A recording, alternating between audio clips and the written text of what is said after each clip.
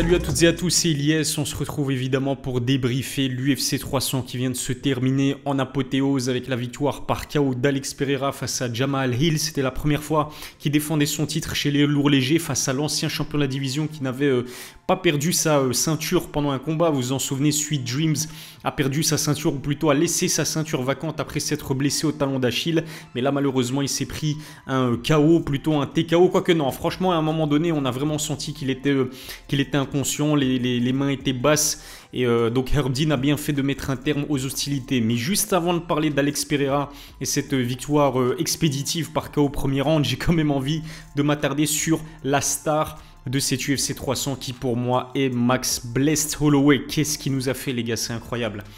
Max, il est juste phénoménal, hein, c'est ce que j'écrivais sur Twitter, mais on compte plus le nombre de masterclass que Max Holloway nous a pondu au cours de sa carrière. Korean Zombie, Brian Ortega, évidemment Calvin Kattar, José Aldo. C'est incroyable, franchement, ce mec est phénoménal, ce mec est monstrueux. C'était vraiment une démonstration technique face à Justin Gaethje pour la ceinture BMF. C'est-à-dire qu'on a clairement senti que la boxe de Max Holloway était supérieure à celle de Justin Gaethje. On en parlait avec Movsar Ibragimov lors de notre analyse et pronostic. Et je demandais à Movsar si ce combat entre Max Holloway et Justin Gaethje, c'était pas un petit peu un combat, une opposition entre d'un côté le meilleur boxeur de l'UFC, Max Holloway, et de l'autre côté le meilleur kicker ou leg kicker, low kicker si on veut, de l'UFC, Justin Gaethje. Ça s'est vu dans le combat parce que Justin a énormément misé, évidemment, c'est pas une surprise, sur les low kicks pour démolir la jambe d'appui de Max Holloway. Il a fait mal évidemment à Max, mais Max, en bon hawaïen qu'il est, en bon guerrier qu'il est, on n'a pas vraiment senti que ça le dérangeait plus que ça. Quoique, je pense vers la fin du 4e round, on a senti que les mouvements de Max Holloway étaient de plus en plus compliqués. Mais au-delà de ça, Max se dirigeait tranquillement vers une décision unanime parce qu'encore une fois, sa boxe était supérieure à celle de Justin Gaethje. Ses coups de pied retournés étaient redoutables. Il casse, je pense, le nez de Justin Gaethje dans la fin du premier round et était beaucoup plus rapide que Justin Gaethje. Défensivement, il était beaucoup plus en place aussi. Il faut dire qu'il montait en catégorie 70 kg face à un Justin Gaethje qui reste sur un KO contre Dustin Poirier, qui est terrifiant, l'un des plus gros punchers pound for pound de l'histoire de l'UFC. Max Holloway a sorti une démonstration technique, rien qu'avec la façon de varier ses frappes, de frapper Justin Gaethje au corps, de remonter à la tête, son jab, ses uppercuts, ses crochets, ses combinaisons de 2-3 coups maximum. Il était au-dessus de Justin, mais fin de 5e round, il demande à Justin d'occuper le centre de la cage. Il restait 10 secondes, il se dirigeait vers une décision unanime tranquillement dans les poches. Mais il nous a démontré pourquoi il concourait pour la ceinture BMF qui est censée récompenser le plus gros gangster, on va dire, de l'UFC, celui qui a les baloches les plus en place de l'UFC. Il envoie des parpaings à Justin Gaethje, ça part en guerre dans les 10 dernières secondes au centre de l'octogone, en pure boxe anglaise. Et là, il y a Max qui trouve, il me semble que c'était un overhand ou alors un crochet du doigt, mais il trouve l'ouverture, il envoie un crochet, une droite en tout cas, en plein dans la tempe de Justin qui s'effondre, la tête la première au sol. Victoire par KO dans le buzzer. Il restait peut-être une seconde dans ce combat. Max Holloway qui s'impose par KO, c'est fantastique. Ce mec est incroyable. Franchement, c'est pas pour rien que c'est l'un de mes combattants préférés.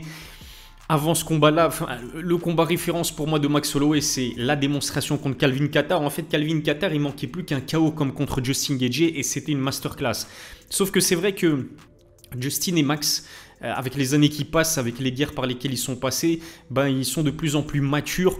Ils n'envoient pas tout, ils n'envoient pas toute la sauce sans se protéger, parce qu'on sait que Max, il met énormément de coups. C'est le recordman du nombre de coups infligés à l'UFC avec, je crois, 3500 frappes, loin devant Georges Saint-Pierre qui est numéro 2. Mais il prend énormément de coups aussi. Justin Gaethje, on sait que au cours de sa carrière, en début de carrière, il prenait des risques inconsidérés, ça passait ou ça cassait. Et on a vu dans ce combat que les deux avaient pris énormément de maturité. Le premier round, c'était plus un round d'observation. Ils sont beaucoup plus, vigilants défensivement, beaucoup plus conscients des risques qu'ils prennent. Et donc, on n'a pas vu un Max Holloway utiliser son cardio, utiliser son volume de frappe à outrance, comme on a pu le voir contre Calvin Kattar, comme on a pu le voir contre Brian Ortega.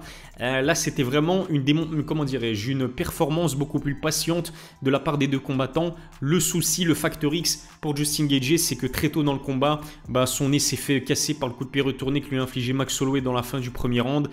Il saignait du nez, j'imagine que ça lui faisait très mal aussi, ça a compromis aussi sa respiration et donc c'était très très compliqué pour Justin, qui peut-être sur les 5 rounds, je pense, a pris le 4e, mais au-delà de ça, vraiment masterclass signé Max Blessed Holloway qui s'impose pour ses débuts en tant que poids léger, parce qu'il n'a qu'un seul combat, c'est son 2e combat dans la catégorie. Le premier combat, il s'était incliné contre Dustin Poirier, défaite par décision unanime si je me souviens bien. On a senti que Dustin Poirier, ses frappes étaient beaucoup plus lourdes que celles de Max Holloway, mais il a appris peut-être de ces erreurs-là, peut-être des erreurs qu'il a commises contre Dustin Poirier, peut-être qu'il est arrivé plus lourd aussi. On sait que Max, qui évolue généralement dans la catégorie des moins de 66 kg, c'est un énorme poids plume. Franchement, j'ai lu sur certains articles qu'il pouvait peser 85 kg hors compétition.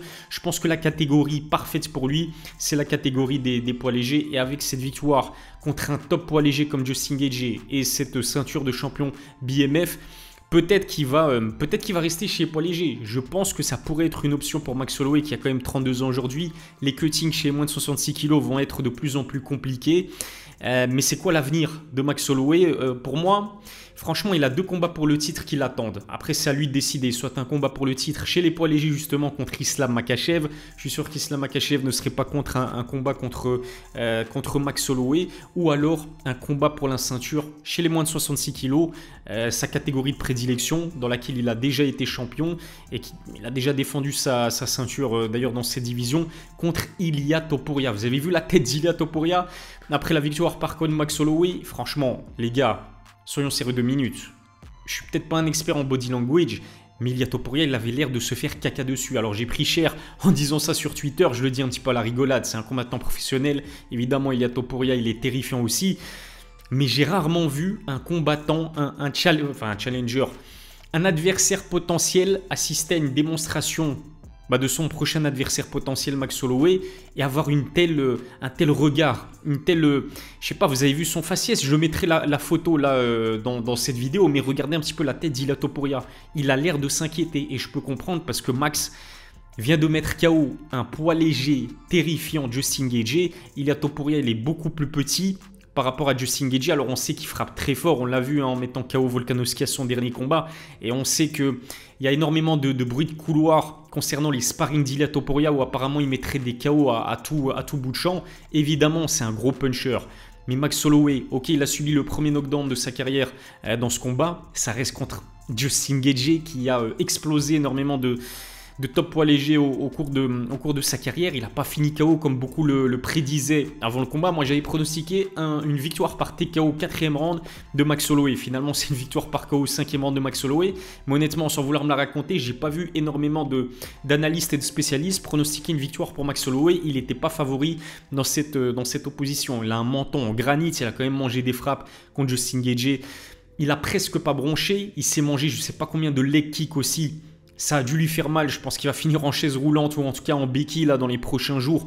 Mais on ne l'a pas vu. En fait, il a un poker face de fou furieux, Max Holloway. C'est un combattant dur au mal, très résistant.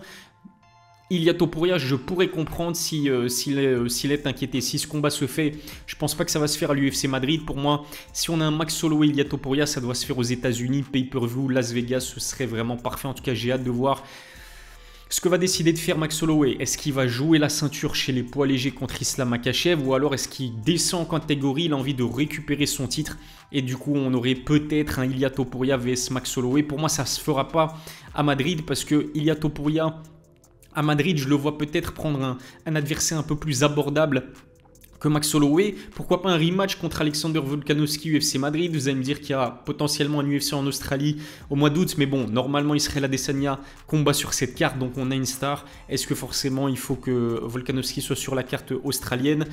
L'avenir nous le dira, mais en tout cas l'avenir s'annonce vraiment radieux pour Max Holloway qui nous a encore une fois régalé. Venons-en au combat principal de cette UFC 300 qui globalement était vraiment extraordinaire. Alex Pereira, Jamal Hill. Alex Pereira qui vient de battre, pulvériser le record en termes de puissance de frappe de Francis Ngannou. Mais bon, apparemment il y a d'autres combattants qui, avant Alex Pereira, ont également battu le record de Francis Ngannou à la machine. Je crois que ça s'appelle Power Cube. Elle se trouve à l'UFC Performance Institute et vous avez dû voir la vidéo où Alex Pereira vraiment pulvérise le record et de loin. Je crois qu'il enregistre 191 000 unités alors qu'il y a quelques années, Francis Ngannou avait enregistré 122 000 unités ou 129 000 unités, je m'en souviens plus trop.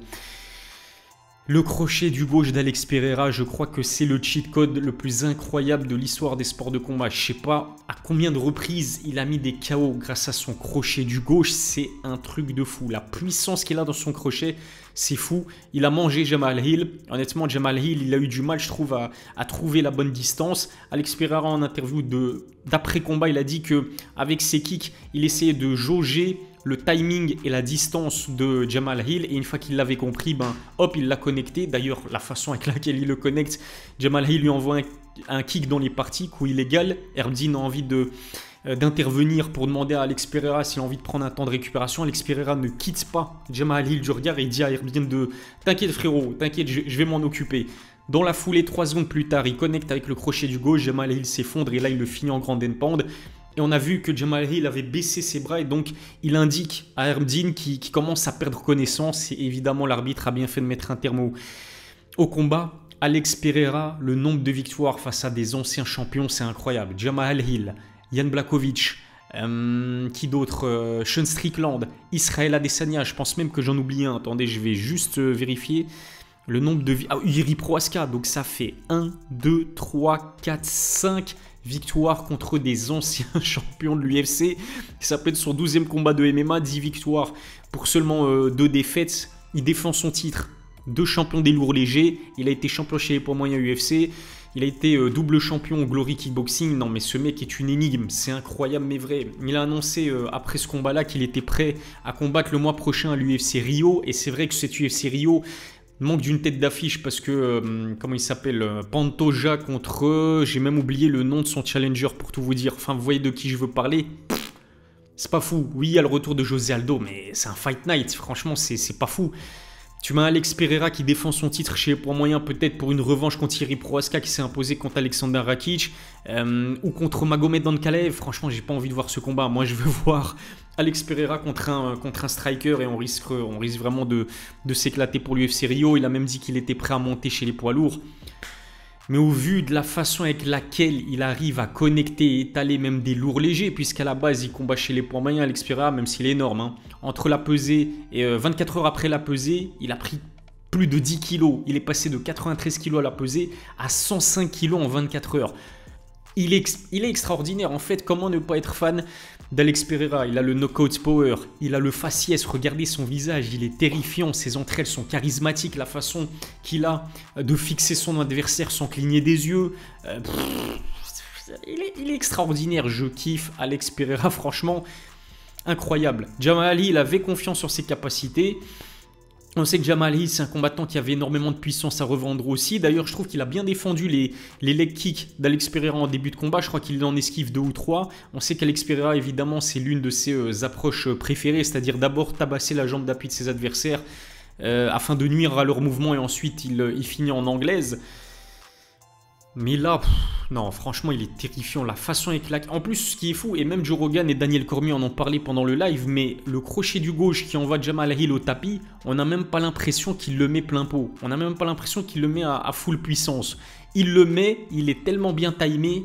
Jamal Hill, vous avez vu aussi, comment dirais-je, le regard de Jamal Hill quand il se fait connecter par le crochet du gauche d'Alex Pereira. En fait, c'est comme s'il avait été frappé par un homme de 160 kilos. Il est choqué, il est traumatisé par la puissance d'Alex Pereira. Et puis ensuite, il finit le grand end pound. Les coups, ils sont vraiment très peu orthodoxes.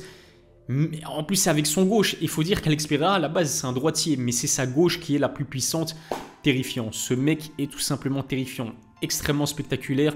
Non, vraiment, j'ai hâte de voir ce qu'il va faire. Peut-être, imaginez une montée en catégorie chez les poids lourds. Un combat contre Thomas Spinal. Imaginez s'il éteint Thomas Spinal. Il prend une 3e ceinture. Bon, ce sera la ceinture intérimaire, mais...